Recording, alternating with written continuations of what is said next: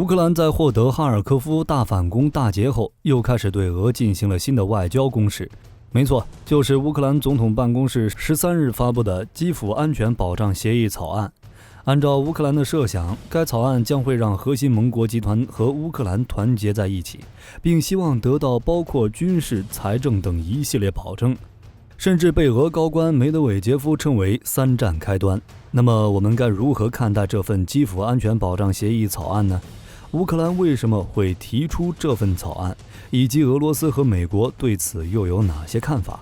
本期视频和火力军一起一探究竟。乌克兰这份草案是由前北约的秘书长拉斯穆森带了一众西方专家共同参与并编写了关于乌克兰安全保障协议的工作，目的是希望能够加大鼓励西方国家继续支持乌克兰抵御俄罗斯侵略的自卫战争。这份基辅安全保障协议草案主要涉及了4个方面。第一个方面是希望在军事、财政、基础设施、技术和信息等方面，乌克兰有预防措施。第二个方面是希望在乌克兰主权和领土完整受到新的侵犯时，安全保障国能立即采取措施。第三个方面是对俄罗斯的全面制裁方案。第4个方面是希望为乌克兰提供现代防空系统的协议。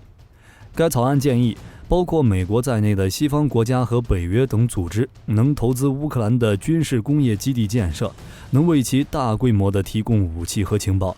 希望能在欧盟和北约的主导下进行密集的军事训练和联合演习，甚至要求能在外国教官和顾问的帮助下，在乌克兰境内按照北约的标准训练俄军。而此草案的主要内容是，当乌克兰遭受外来侵略时，这些国家能够为乌克兰提供必要的武器装备、经济以及其他援助在内的一切手段来帮助乌克兰，直到乌克兰自己实际控制领土恢复到2014年之前。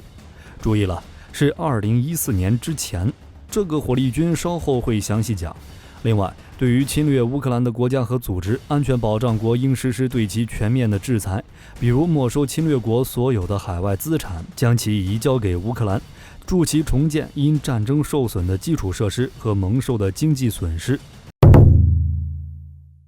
火力军可以肯定，乌克兰之所以拟定这份安全协议，就是想告诉克里姆林宫，乌克兰背后有着坚定且强大的北约盟友，并明确地告诉俄罗斯人民，俄军发动的对乌侵略战争注定是徒劳的。同时也向乌克兰民众表明乌军反侵略到底的决心，这一点可以从泽连斯基13日晚的表示中得到肯定的。泽连斯基原话是这样的：这将是21世纪的第一个此类协议，它可以为欧洲新的安全秩序奠定基础，它将给乌克兰人带来和平，并能够保证防止对乌的任何战争。可见，从乌克兰公布基辅安全保障协议草案时，乌克兰战争就开始进入了一个全新的阶段。除了这个原因外，乌克兰还想要加强与西方国家的深度绑定。因为近期美欧援助乌克兰的积极性有所下降，德国已经明确表示不会援助主战坦克，而美国的400亿美元援助额度已经快用完了。现在又向国会紧急申请175亿援助，但是否获得批准没有消息。而火力军之前视频的分析，乌克兰面临经济与军事两方面压力，每月需要约120多亿美元的援助，没有援助就无法打仗。面对这一无底洞，欧洲实际已心生退意，已经在推动谈判。而乌克兰提出此项协议，实际上要把援助乌克兰长期化、条约化，是要与西方国家绑定在反俄战车。其次是为了谋求替代版加入北约的方法。虽然北约已经多次明确拒绝乌克兰加入，但乌克兰加入北约的意愿没有改变。在短期无法加入的情况下，乌克兰便想先谋求建立军事同盟，类似北约第5条集体防御机制，西方国家出钱出枪，乌克兰出人，共同抗俄。最后一点原因可能和和谈有关系。乌克兰和俄罗斯的外交谈判最早一次中断是在3月初，到了5月底，乌克兰总统办公室宣布成立一个小组，为乌克兰制定安全保障协议条款，也就是此次草案的拟定部门。其小组领导者分别是前北约秘书长拉斯穆森和耶尔马克。而经过8月底乌克兰军队取得哈尔科夫大反攻胜利后，整个乌克兰战场的战争局势发生了根本性的逆转。乌军从一开始的被动防御一下转变到了掌握进攻的主动权。在交战双方的谈判中，乌克兰对谈判的影响力一下就比刚开战时的话语权要大得多得多。实际上，从乌克兰现有的军事行动和外交手段，我们不难看出，乌克兰和北约其实就是一边筹划军事反攻，一边筹划与俄罗斯谈判的最新底线。比如9月13日，乌副总理斯特凡尼希纳在接受法国采访时说，近日俄罗斯多次向乌克兰提出恢复谈判的请求。想想我们也能理解，乌克兰在取得乌东哈尔科夫大捷后，俄罗斯的一些官员或团体肯定会与乌克兰有关方面有公开和非公开的进行和谈尝试，而且乌克兰也从未公开宣布要退出谈判。只不过鉴于俄罗斯在乌克兰领土上犯下的严重战争罪行，并且每天都在侵犯乌克兰，所以乌方才暂时搁置了与俄罗斯的谈判。细心的网友可能已经发现了，此次乌克兰发布的基辅安全保障协议草案与3月份双方的谈判方案有着很大区别。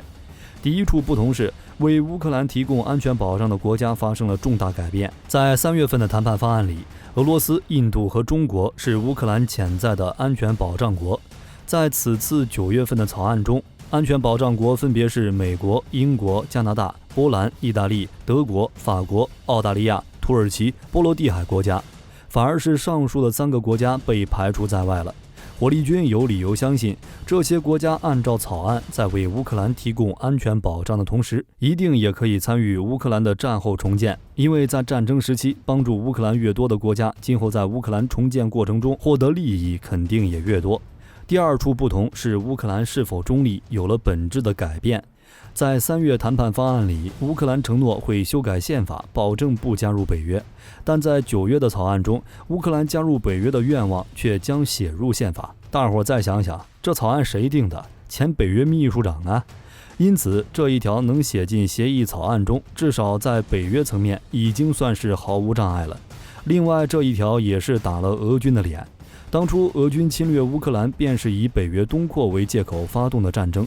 虽然过了200多天，但俄军的战争理由也经常发生变化，但至少是应了一回俄军的侵略的理由，也算俄军自食其果吧。第三处不同是对乌克兰提供安全保障的领土范围发生了改变。在3月的谈判方案里，安全保证不适用于与克里米亚和当时被俄军侵占的领土，而在9月的草案中，安全保障担保的领土范围却覆盖了乌克兰国际公认边界内的所有领土。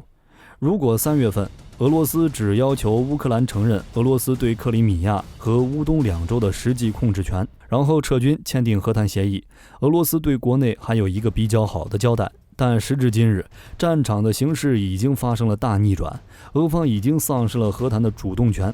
俄罗斯的特别军事行动恐成为一个笑话。而我们也应该相信乌克兰能驱赶走侵略者，守卫住自己的国家和领土。第4处不同是乌克兰和西方国家军事合作的自主性发生了改变。3月份时，乌克兰是禁止在国内部署外国军队的，只有在保证人同意的情况下才能举行军事演习。而到了9月份，乌克兰武装部队和其合作伙伴基本都能在乌克兰境内与外国教官和顾问进行联合演习，甚至不排除任何形式的外界军事力量对乌克兰的支持。而乌克兰这样做的目的，火力军大概也猜得出来，就是为了确保乌克兰自卫的胜利，能保证乌克兰人民安全的生活。最后一处不同是双方和谈协议签署的条件发生了改变。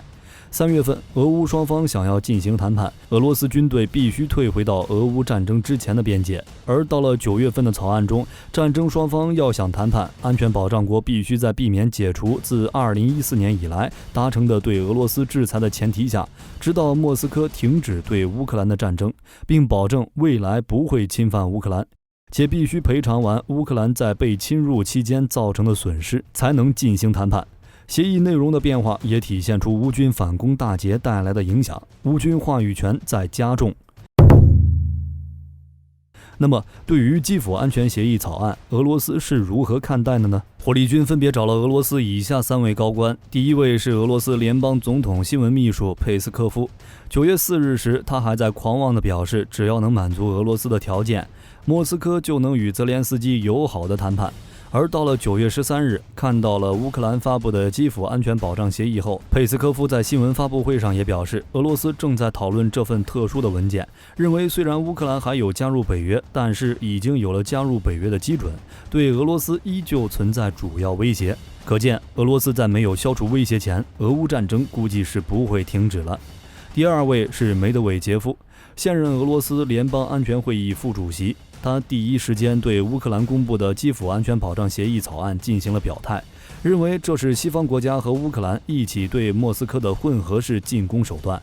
这些西方国家的做法必然会让他们的国家走上核末日的道路。这份协议草案将是第3次世界大战的序幕。梅德韦杰夫这样危险的发言，不知是真有底气还是在痴人说梦，我们静候便可。第三位是俄罗斯外交部发言人扎哈罗娃，他14日也发表了对这份草案的看法，但翻来覆去也就一个意思，就是乌克兰和其背后的北约国家在玩火，会导致他们国家实力水平下降，甚至再也无法重返昔日的辉煌。总的来说，俄罗斯哈尔科夫的失败并没有让这3位俄罗斯高官清醒，他们依然沉浸在为普京重现沙俄帝国的幻想中。因此，俄罗斯需要更大的失败，才能将他们从美梦中唤醒。至于美国对此草案，虽然没有做出明确的表态，但是通过乌军运用西方先进武器反攻大捷等事实，美国对未来局势有了一个大概的预测。普京在认识到美国在战场技术方面的优势后，大概率会将俄乌战争变成一场只发挥俄罗斯优势的战争。在经济上，俄罗斯重点发展全球南方的国家，来规避掉西方的制裁。就比如印度，西方对俄的制裁对印度而言是一笔巨大的经济财富。目前，印度正如饥似渴地以折扣价格购买俄罗斯的石油，并在欧洲进行倒卖。在军事上，虽然普京无法完全侵占乌克兰，但他可能会在未来几年将乌克兰变成一个一直流血的伤口，既无法自我修复，也无法加入北约。而美国对俄的制裁也非常有限，因为在经济上，俄罗斯有着很多南部的国家购买其石油和天然气，美国无法对俄罗斯构成有效的经济绞索。在军事上，美国不会为了寻求乌克兰的胜利而冒险将军事行动升级，因为这是一场输不起的赌博。虽然华盛顿方面的大量鹰派坚持认为美国应全力以赴为乌克兰提供获胜所需的手段，但乌克兰需要的不仅仅只是远程火炮和火箭弹系统等先进武器，它还需要大量帮助来操作和维护这些系统的工作人员，以及训练和壮大地面部队。这些耗时的工作都有可能将美国拉入俄乌战争的泥潭中，而这些主张对乌克兰提供全面军援的人，也只是认为普京可以接受战争的失利，不会冒险与北约发生直接的冲突，甚至是核战争。可见这是一场豪赌，万一赌输了，那绝对是美国不想看到的。因此，俄乌战争才会拖延了这么久。好了，还是那句话，未来战事是不可预测的，我们静候便可。那么，关于基辅安全保障协议草案，你还有什么想补充的吗？欢迎在评论区留下你的看法，我们一起讨论。本期视频内容就到这里，我们下期再见。